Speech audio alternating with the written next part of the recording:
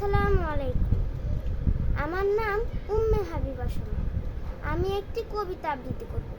কবিতার নাম মিথ্যেবাদী মা। লিখেছেন আদিত্য অনিক। এতটা দিন পেরিয়ে আজও মায়ের জন্য কাঁদি, কারণ আমার মা যে ছিল ভীষণ মিথ্যেবাদী। বাবা যেদিন মারা গেলেন আমি হলাম একা। সেদিন থেকে বাত নিয়েছে মায়ের কপাল রেখা।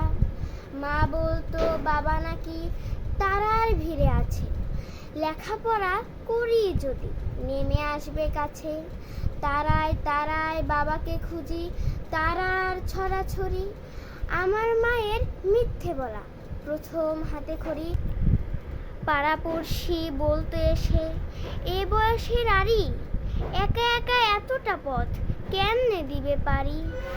ভালো একটা ছেলে দেখে বিয়ে করো আবার। মা বলতো ওসব শুনে ঘৃণা লাগে আমার। একা কোথায় খোকন আছে, বিয়ের কি দরকার। ওটা ছিল আমার মায়ের চরম মিথ্যাচার। রাত্রি জাগে সেলাই মেশিনে, চোখের কোণে কালি। নতুন জামায় ঘর ভরে যায় মায়ের জামায় তালি। ঢুলু ঢুলু ঘুমের চোখে সুই ফোটে মার হাতে। আমি বলি সও তো এবার, কি কাজ এত রাতে। মা বলতো ঘুম আসে না, শুয়ে কি লাভ বল। ওটা ছিল আমার মায়ের মিথ্যে কথার ছল। স্কুল থেকে নিতে আসা গাড়ি ঘোড়ার ওই চাপে আমার জন্য দাঁড়ান না কড়া রোদের তাপে। ঘামে মায়ের দম ফেটে যায়, দু চোখ ভরা ঝিম। ভ্যানটি ব্যাগ খুলে আমায় দিত আইসক্রিম। মায়ের দিকে বাড়িয়ে ধরে বলতাম একটু নাও। মলিন হেসে মা বলতো খাও তো বাবা খাও। আমার আবার গলা ব্যথা, ঠান্ডা খাওয়া মানা। ওটা ছিল আমার মায়ের নিঠুর মিথ্যাপনা। বড় হয়ে চাকরি নিয়ে ঢাকার শহরে আসি, আনন্দ ঘন সময় কাটাই, শহরকে ভালোবাসি। নিয়ন বাতি ঢাকার শহর, আলোয় ঝলমল। মাকে বলি গ্রাম ছেড়ে এবার ঢাকায় চলো। মা বলতো এই তো ভালো খোলামেলা হাওয়া, কেনই বা আর ওই গাড়ি ঘোড়ার ওই ভিড়ের মধ্যে যাওয়া। বদ্ধ ঘরে থাকলে আমার হাঁপানি ভাব হয়।